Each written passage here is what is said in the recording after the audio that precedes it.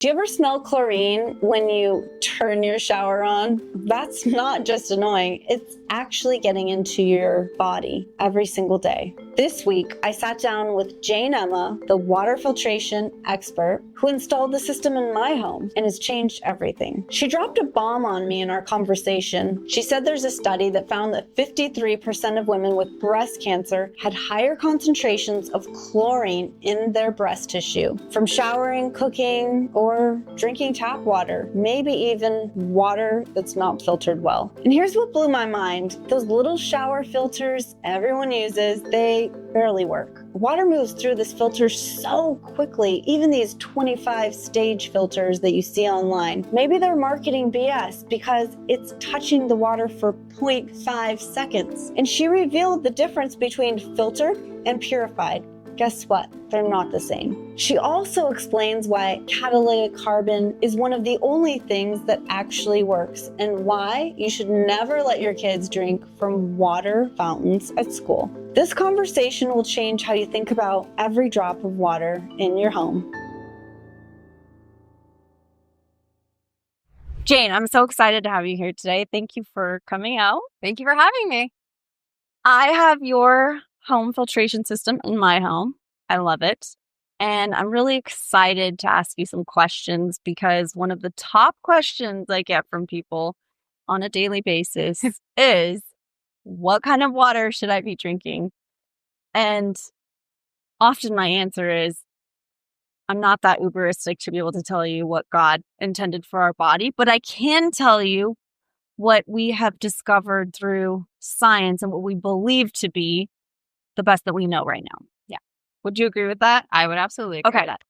So we're not making any claims that we know the best water, but there's certain protections that you can put in place at home that are going to be really important, regardless of what is the best or not the best in terms of consumption, right? Yeah. There's still so many things coming in through our water that we want to protect ourselves from. So I think that's really the standpoint that we're operating from. Yes, and to note, there are different aspects of water, the chemistry of water. We've got the physical structure of the molecules, the bioenergetics of it. All of these things are their own separate thing that are very nuanced and detailed. And we have interviewed many scientists that are in those fields. Today, we're going to talk to you about filtration because this is your thing. Yes. And what you just said was there's so many things coming into our water, and we know that. And I think that's the biggest concern of the consumer right now. Yeah. Our listeners would agree that they want to know what's in their water. So let's start with that. What are the things? We don't want to be fear-mongering, but how can we be aware? Because when we're educated, we can make better decisions for ourselves. So everyone's water supply is different. But what are some things that we can think about that are in most of the water supply? So if you're on city water, so there's a difference between city and well. So right now we're just going to address city water, which most of us are on. We all either have chlorine or chloramine running through that water to disinfect it, to keep it free of bacteria. People often hear, kind of in a joking sort of manner, when you go down to Mexico, you don't drink the water out of the faucet, right? But here you can. And you're not going to experience any kind of immediate reactions, right? You can drink it and it's going to be okay. The issue is the chronic exposure. So in different areas, you might have a different degree of water hardness, for example. So some areas of Northern California actually have water that's quite soft, and so they don't require a water softener. But on the chemical side, it's quite heavy on the chemical side. So where you have chlorine and where you have chloramine, you will absolutely have chlorine byproducts and chloramine byproducts. And I think that's, on one hand, we have the chlorine there to kind of quote unquote protect us. But on the flip side of that, there's also the chronic exposure to these things. Wow. People say take a shower, rinse yourself off after you get out of the pool, but you're just adding more chlorine, right? There's, obviously it's not as intense, but chlorine is a big contributing factor. So all of the lab tests that we're doing, and I'm not just talking about chlorine strips, right? Like I don't need a chlorine strip or a lab test to tell you that you have either one of those chemicals in your water, but it's how does it affect our systems? How does it affect our skin, our hair, but also how does it affect our gut And a lot of people don't think about, like, for example, chlorine. If you take a hot shower like I do, my husband takes very lukewarm showers, and I call him a psychopath for this. And mine are like scalding hot, but all of that steam that Such we're a girl breathing thing. in, totally, like I need it.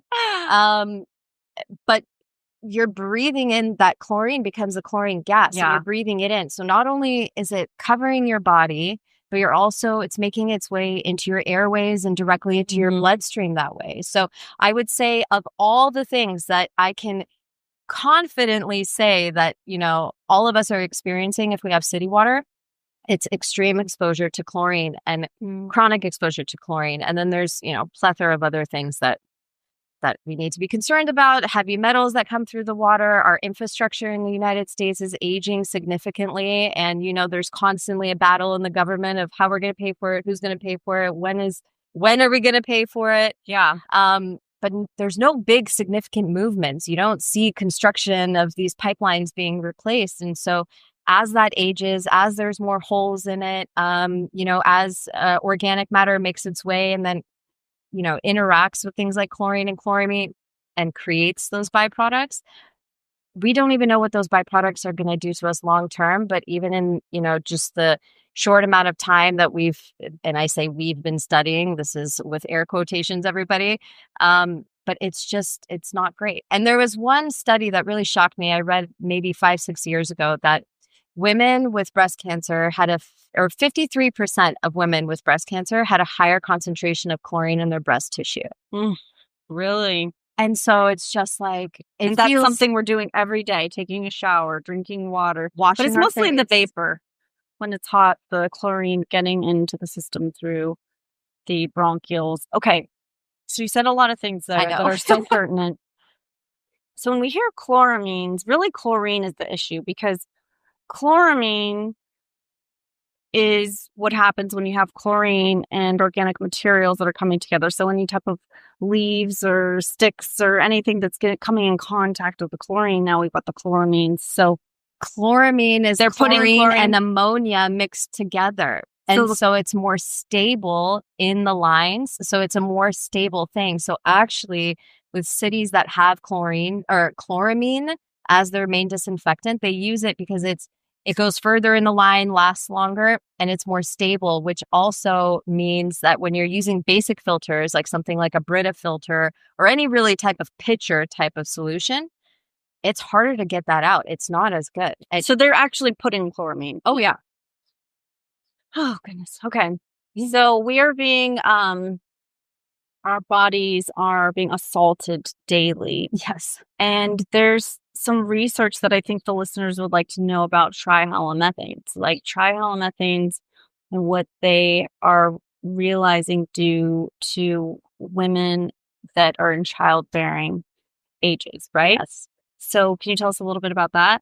So trihalomethanes are a byproduct of chlorine, and when it's mixing with that organic matter that you're talking about, right? And so it's known to be cancer causing. Again, no, we're not trying to fearmonger, but I think that water is one of the things. Water quality is something that is so significantly overlooked.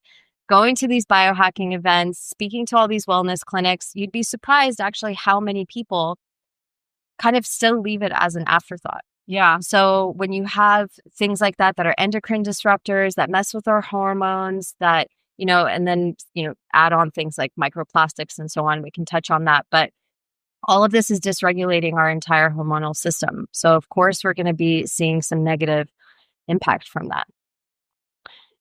Exactly. And it's like you said, it's not the amount that's in it, like on a daily basis, but it's the assault over time that's building in our system. Yeah. Okay. So we know that this is a problem. If we're using city water, I go to a hotel and I can smell all the chlorine, or, I'm in a home that doesn't have a filtration system. I'm fortunate enough and so grateful that I do have a whole filtration system. What about people that are renting? A lot of people rent now. Yeah. What kind of solutions can you provide for people that rent and they just can't put a whole system in their home? Well, when it comes to water filtration, I'll always be a proponent of something is better than nothing, right? And there's a sliding scale of people's available budgets and, times are tough right now, right? Things are expensive and that's understandable, but putting in something and reducing in any type of way is already going to be, going to give you a huge leg up. So you can start small with things like faucet filters and shower filters. You'll never hear from us that these are going to be, the, it's going to take care of all of your problems. This is going to be the best solution and it's so budget friendly. It's going to handle some of the chlorine and therefore it's going to help handle some of the byproducts that come along with chlorine. Okay.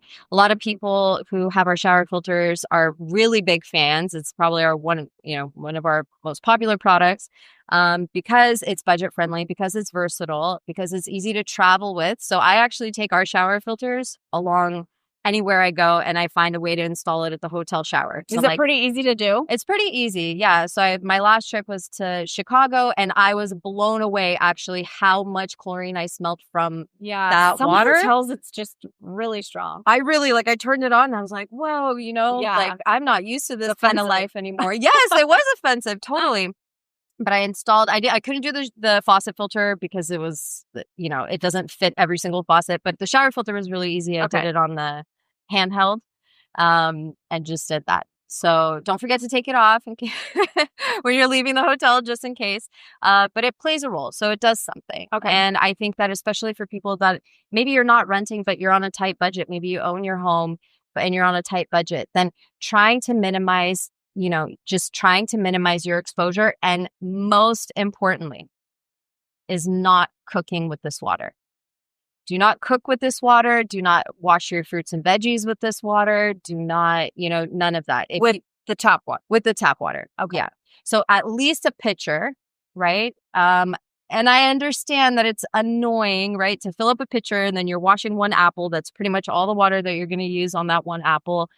But I don't know, figuring out ways to just minimize your food exposure, your skin exposure, and then also, most importantly, obviously, the water that you're drinking.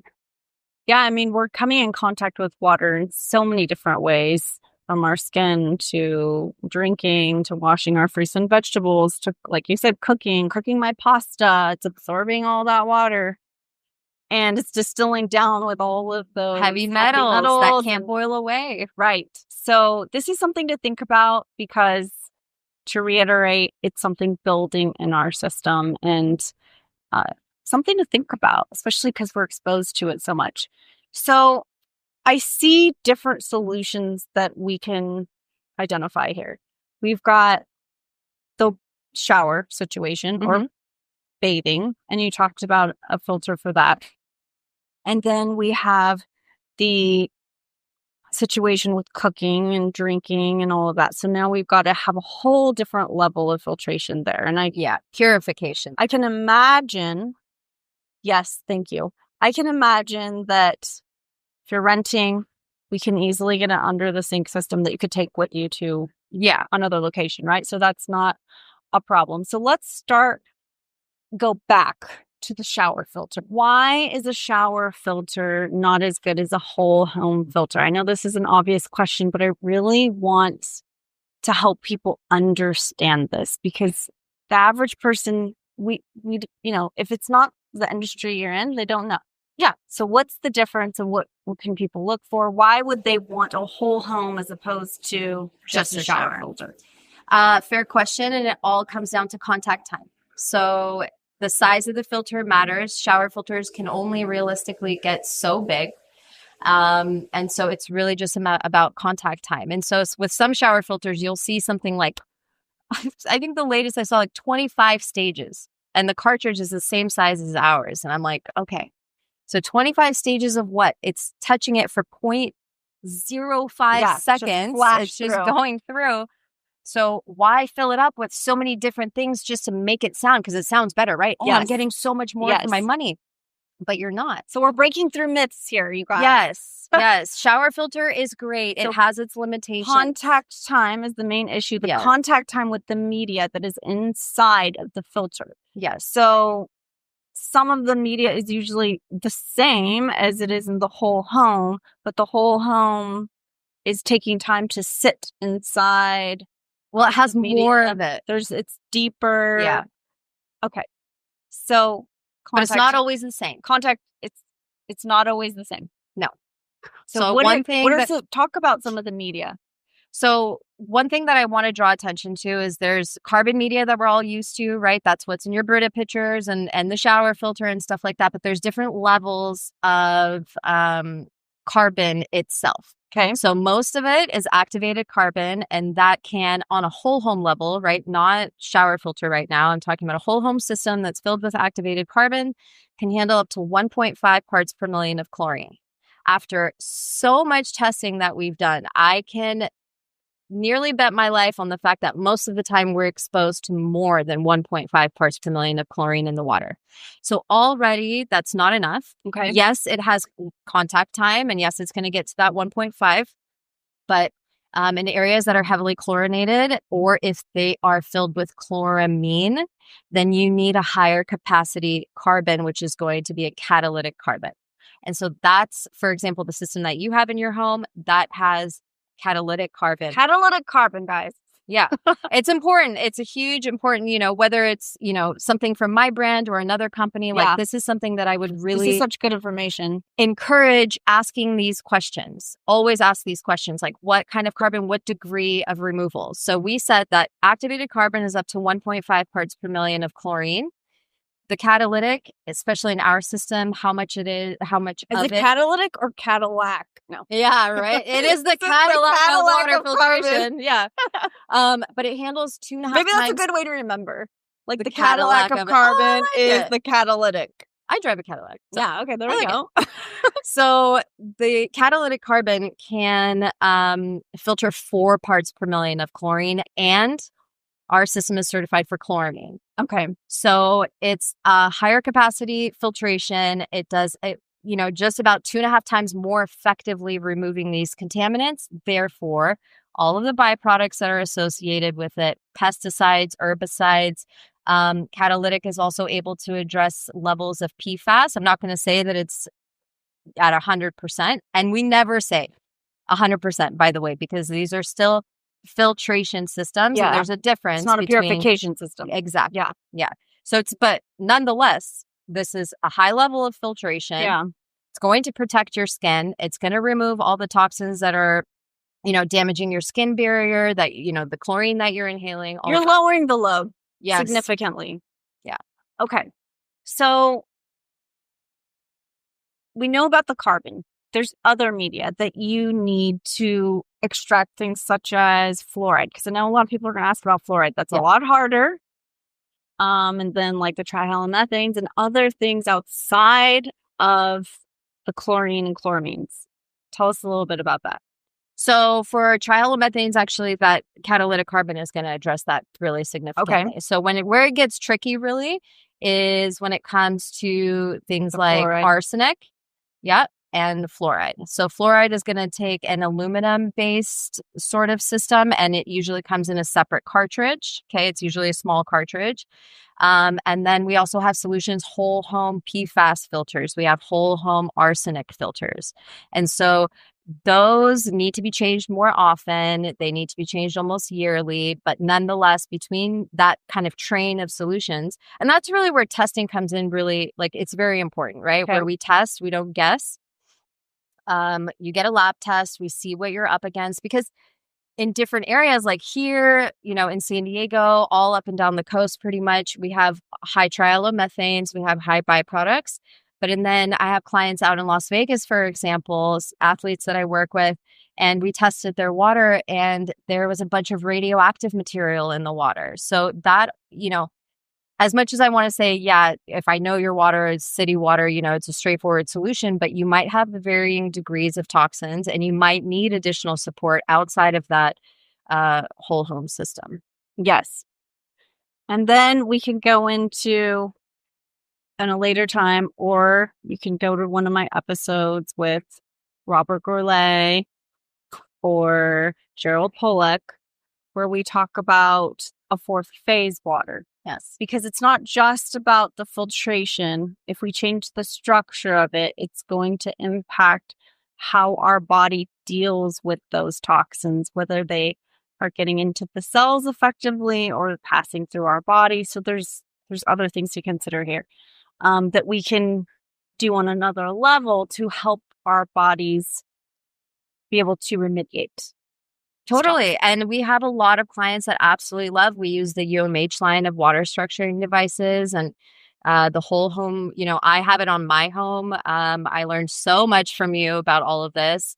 And it plays a significant role, on the whole home. It's just nice to know it's an added layer of protection. But when you add that to your drinking water solution, the feedback that I get nonstop, and it's my favorite. I love what I do for a number of reasons. Number one is because I always know I leave people better off than when I found them. Yeah. And that's just You're like great at that. Great at educating. Winning. Yeah. But what I also know is that when I ask them, how does the water taste? How does it feel? Do you feel more hydrated? Are you noticing that you're needing less water? Drinking less water, but feeling more satiated, and 100% of the time, the answer is yes. So adding in that technology, understanding how fourth phase plays a role, huge role. Huge. Yeah. With everything, even the way that minerals are transported in our body, just think about it, right? The sodium, potassium moving in and out of our cells and all of that. So it's just vitally important. The structure of it is so vital to how our body manages our hydration. Mm-hmm. So if you're listening to this episode and you want to know more about it, start at the beginning of the Hydrate podcast, and we go step by step through water structure. We go through mineralization, we go through filtration, and all of those steps are foundational. And now we get to have this episode where we get to actually practically tell you what you can do now. Yeah. We start with the science, and now this is the practicality of, here's Jane, and she has a solution for you. Yes. Okay. So we talked a little bit about the shower filtration. So I want to recap on this and go back to it because it's really important. In some cases, it's right stuff, not enough contact time. But there are other things in the water that it's not dealing with. So for the most part, these simple filters that you put on your shower head are just dealing with a little bit of the chlorine, which is great. Yes. Which is great because that, like you just said, that study about breast cancer, it's building up in the system. If we can lower that load, we're doing a good thing. Yes. But we want to educate the consumer and let them know that this isn't a cure-all. No. It's helping with a little bit.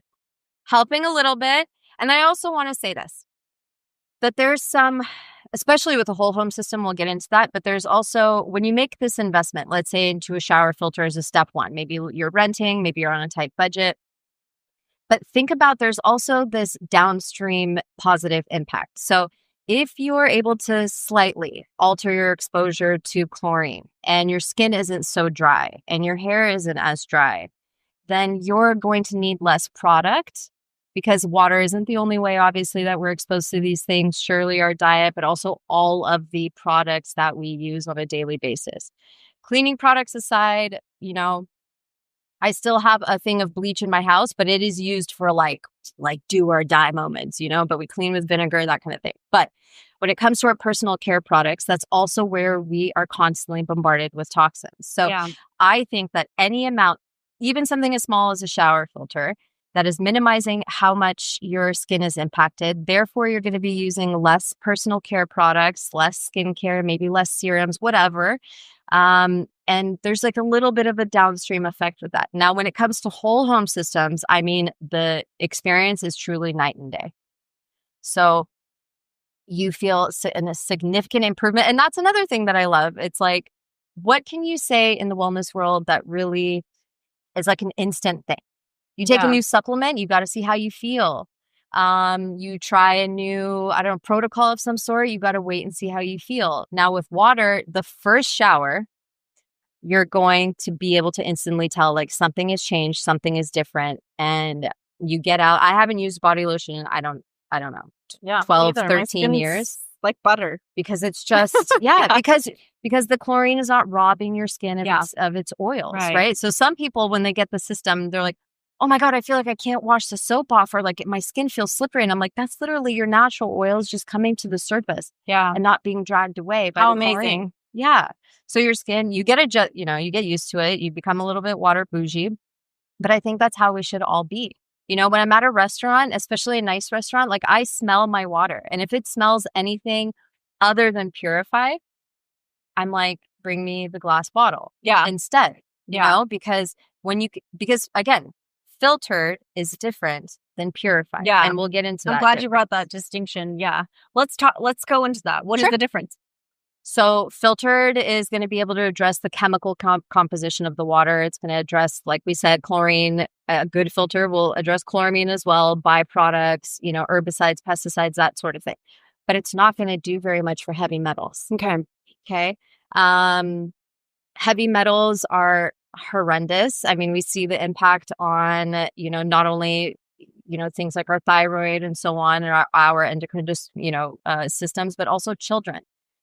Lead service pipes, lead old school buildings, right? That are like, never, please, if you take anything from this episode, it would be, do not let your children or yourself drink from any public water fountains because they're just riddled with heavy metals. And isn't that what most kids are doing at school? Yes. I mean, yeah, my hopefully not. Hopefully not nowadays. I feel like a lot of kids bring water bottles. When I was a kid, I was drinking out of the hose, the water fountain. I mean, when I was thirsty, just any source.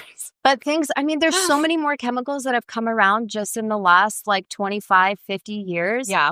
That like, you know, when I do get those comments of, hey, I grew up drinking, I got this a lot in Texas. Oh, I grew up drinking out of my grandmother's hose and everything is fine, you know, but then they're like missing most of their teeth. They're like, you know, everything was fine. It's really out of shape. Yeah, exactly.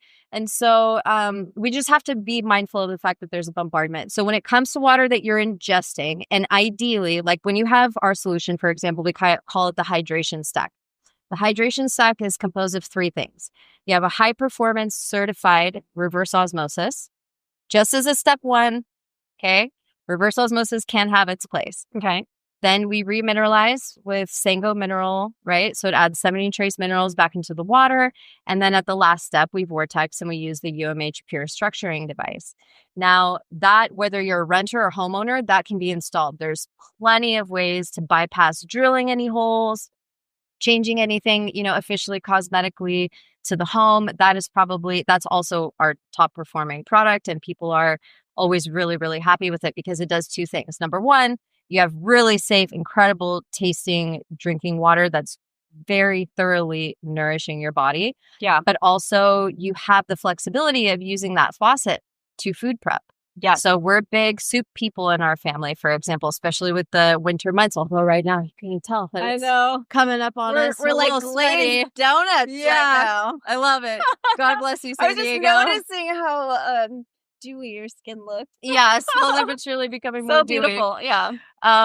And so, but in the winter times, we're big soup people. We're big fruits. I mean, my kids eat berries nonstop, you know? And so knowing that when I'm washing, and I have a whole home system and a whole home structuring, but I still use default to my purified water system because I know that it goes down to the nitty gritty. So if you have both in place, for example, you have the protection of the whole home system, it's doing the majority of the heavy lifting. So by the time that treated water gets to your purification system at the kitchen sink, not only is that filter not working nearly as hard anymore, and therefore extending the life of the filters, but also it's just the way that I see it in my mind is it's just free to focus on the worst of the worst, which to me is the heavy metals, additional PFAS protection, additional volatile organic compound protection, and then just getting it to that safe kind of starting point, but then remineralizing, absolutely so important. Whether you use an inline filter, right, or remineralizer, or Keton, always remineralize your water. Always remineralize. Do not just drink purified water unless there's situations for that, like you're going in the sauna and you want to detox and you want to flush everything out. Oh, see, I didn't know that. Water, yeah, because it's gonna flush. It's gonna draw things out. But if you want to hydrate, you need to have electrolytes in the water. Yeah. Okay, so this is really great information. I love this. this is helpful because these are questions that so many people have. All right. So as far as the at-home filtration system that you recommend, tell me why you recommend the one that you do. Tell us a little bit about it. Sure. What do we need to know? Okay. So, for this whole home system, it's one single tank and it does 2 jobs. For me, let me back up a little bit. For me, when you're shopping around for a system, it needs to do 3 things and stand out in 3 ways. It needs to be certified. I think that's first and foremost. That's like having your supplements tested for safety, right? Just knowing that like what we're saying it's doing, somebody verified. Certified by who? The Water Quality Association. So it should carry a gold certification. It's literally WQA gold. Now I will, and I want to address this also, this little side point. Yeah, because this is important. So some companies will have their own certification. Well, they'll get it like third-party tested, which I think is something, right? Yeah. And I don't want to discount that, and I don't want to discredit that because the certification process is expensive and lengthy. Yeah. But where people try to get away with this marketing garbage is, or being kind of misleading without directly being misleading, is WQA, the Water Quality Association. You can also be a member of it, and I see so often logos being used. Water Quality Association. Oh, because they're a member? Because they're a member. Oh, wow. So that's like a Costco membership. You know, like, okay, you pay, you become a member and But it's not certified. It doesn't mean that it's certified. No. Okay, so this is a really good tip. Yeah. How do you know if it's certified or they're just a member and they stuck it on their label? So the logos will look different. So to the non-discerning eye, right? Like before I got into this, you don't know what to look for. Yeah, it all looks the same. So just know you can always go onto the Water Quality Association website and they have an entire database of every system that is certified by them. Okay, good to know. So that's a really, really great start. So number 1, certifications. Number 2 is efficacy. So what is it going to be doing? How much of it is it going to be doing? And then number 3, which you touched on a little bit. Yeah, and I'll dive into again. But number 3, so many people in this industry will avoid talking about how much it's going to cost you to maintain this system. They're so focused on getting the sale in, getting the install, getting their, paycheck or whatever. And then it's just like, oh, so I've heard everything and anything under the sun and it drives me crazy. That's part of the reason why I started Good4. It's like, I understand being in business and, we're not really all doing it for free. I do it. I would be doing this whether or not I have made money or not because I really enjoy it. Yeah. But at the end of the day, you have a responsibility to your community and you have a responsibility to that person because that's their home. Right. You're touching These are their children. Yes. This is their family. Yeah. And it's their budget. Again, going back to costs, like these things need to be taken into consideration. So with all that said, number 1, we're certified. Like I said, Water Quality Association Gold. NSF is pretty standard, I think, these days. It's more about non-leaching components, things like that. We have it's slipping my mind, but like a California sustainability sort of certificate as well, because the systems are manufactured here in California. They're not made overseas. Okay. So quality control, everything happens here. But also the efficacy of the media. We talked about having that activated carbon versus catalytic carbon. So 1.5 parts per million of chlorine versus 4 parts per million of chlorine and chloramine. Again, I really want to emphasize the and chloramine because chloramine is more stable. It's harder to get rid of. Yeah. So that's an important one. But the kind of the next part is the maintenance, the ongoing maintenance, and the warranty. Because you're making an investment, it is not cheap, right? But this is something that if done right, if you choose right, it can serve you for decades. Okay. So our system is covered by a very comprehensive lifetime warranty, meaning the body of the tank is covered, all the little valves are covered, the water softening portion of it. So there's a high capacity resin that's used that does the ion exchange between magnesium and calcium, which are ironically good for us on the inside, but is horrendous for our plumbing. Mm-hmm. So in areas with hard water, you'll see buildup, you'll see droplets. That's where the vortexer comes in too. It really saves the plumbing. Yeah. Well, it's changing the structure of it so that it's not attaching to kind of crystallizes it, right? What it's creating is kind of like the the easy water. So a zone where Oh, so it's everything- not. Oh, yeah. Yep. You're So right. it's not sticking. It's almost like that. It's almost like a tube in the middle, or just flowing through the water doesn't have all of that contamination. That makes sense. Yeah. It's like forcing So it. it's Yeah. very protective can be protective for your appliances, for your plumbing, not See? just your body. There you go. Yeah. So, so there's that portion that's covered under the lifetime warranty. And then you have the media. So our media is certified for 2 million gallons before needing replacement. So we're talking about no annual maintenance, no calling the plumber to come check my system and pay an extra $300 for this check for no reason. This is another thing I hear all the time. Oh, well, they come out once a year and they check my system and they adjust something. And I'm like, man, only because I'm in this industry, I understand what a scam that is. Yeah. But like, if something is done right, again, there's nothing to come check up on. Something like $500 inside. a year. They're making extra money off Yeah, of you. it's just constant service. Yeah. So, for an average family of, let's say, So we're talking 2 million gallons for an average family of 4. Give us an estimate of how long that would take. depending on the incoming water quality, I'll always say that, but that's roughly 18 to 22 years service free. Wow. Okay. So we're talking about So I don't need to have you come look at it, touch Mhm. it for 18 to 22 years. correct. You just have to put salt or potassium. The system is compatible with Yeah. both.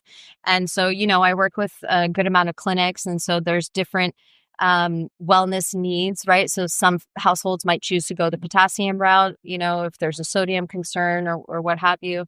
But it's really as close to a set it, forget it sort of solution as you can get. Now, if you're addressing fluoride, as we said in the beginning, that's something that's going to need to be, replaced more often because Okay. that is like specifically targeting that. It's going to take in as much as it can. There's no backwashing. It's not washing itself Right. out like the main unit is. And so that's going to need to be removed again, depending on incoming water quality and the number of people. But let's say every 6 to 12 months is the average for a household. But it's a worthy investment, It's hopefully our cities are just going to be taking it out so we don't have to worry about this anymore. Yeah. That would be But wonderful. yeah. Okay. These have been some really great tips. Thank you for sharing Yeah. them. Anything that we didn't discuss or cover that you'd like to bring up? No, I think we covered it. I think that if a family is deciding, because this is a conversation that I have often, right? What should I address first? I think that always the water that we're consuming and the water that we're cooking with should be first and foremost. Okay. So if you're trying to decide, how do I allocate my money? How can I afford this? I think that, first of all, we offer plenty of ways to be able to do so. And I always encourage, please give me a call, whether you get me or one of, the people that work for us. We all operate from the heart. So your conversation isn't going to be, there's no hard closes. There's nothing. It's really getting to the bottom of like, how does your family use the water? Yeah. What do they need it for? Are you looking for something that's more, budget friendly to start with? Or are you looking for something that's more long lasting? Like you moved into your forever home and you Yes. want to really just get this out of the way. And that's where you're great at that real customization of talking to the real person. They're not just a number, and really figuring out what works for them. And I really appreciate that about you, because you take the time to ask the question, to understand, see what's going to work specifically for their water supply, what's coming in, what their budget is, how many people are in their family. I mean, all of these things play a huge factor in the decision that you're going to make. It's not a one size fits all. It's not. But I also think that it's important to, a lot of people don't actually realize how much money they can save actually once they have made this investment. So it's like, on one hand, yes, you're spending money to make this investment to, yes, it's an upgrade, right? But then you have these very practical ways that you experience savings. So you have, for example, hard water. Let's just talk, start with the practical thing. Hard water takes like 4 to 16 times the amount of soap to suds properly. So when we're talking about little things, seemingly little things like body wash, shampoo, conditioner, your personal care products, all of that, If your water is not fighting you and not fighting those products to work, then all of those products last longer. Then again, on the practical side, all of your water using appliances, from something as expensive as a hot water tank or a dishwasher or a laundry, laundry setup, all of those things are expensive to replace, but hard water wreaks absolute havoc on that. So it's kind of like we're just redistributing the money that you would be spending anyway in alternative ways. And we're saying, hey, let's kind of kill two birds with one stone. We're going to take some of that budget that you're going to spend, regardless, even if you think about water bottle, like your water bottle costs, especially if you're not buying plastic, which I'm begging you, please do not buy plastic, glass. But the money that you're spending on these bottles for a family of four, if you're doing Mountain Valley or whatever, any even higher grade, then these are pricey. It's like $20, $30 a case. When financing something like a whole home system and that hydration stack we talked about, the purification at your sink, that can be about $100 to $150 a month, just depending. You know? So it's really just taking the money truly that you're already spending. And we're saying, hey, let's take out all the toxins from your water. Let's save your investment, meaning your home, right? Your plumbing. Plumbing is expensive. We are also a plumbing and HVAC company. And I'm telling you, plumbing is expensive. Replacing all of those things, like I said, like if you're a homeowner. Yeah. Or if you're an investor and have rental properties, this is a good thing to have and very attractive for potential renters. Yes. These are very good tips. Yeah. Question to end our conversation. What is a belief you once held about water filtration, purification that you now find ridiculous?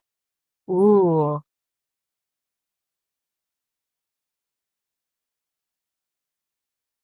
That it's all the same? I don't know. All filtration. Yeah. So as long as it's filtered, it's good and it's safe and it's good to go. Yeah. I mean, because usually that's what we're taught, right? Before I started researching and getting onto all this, it's the same thing. It's like, just drink purified water.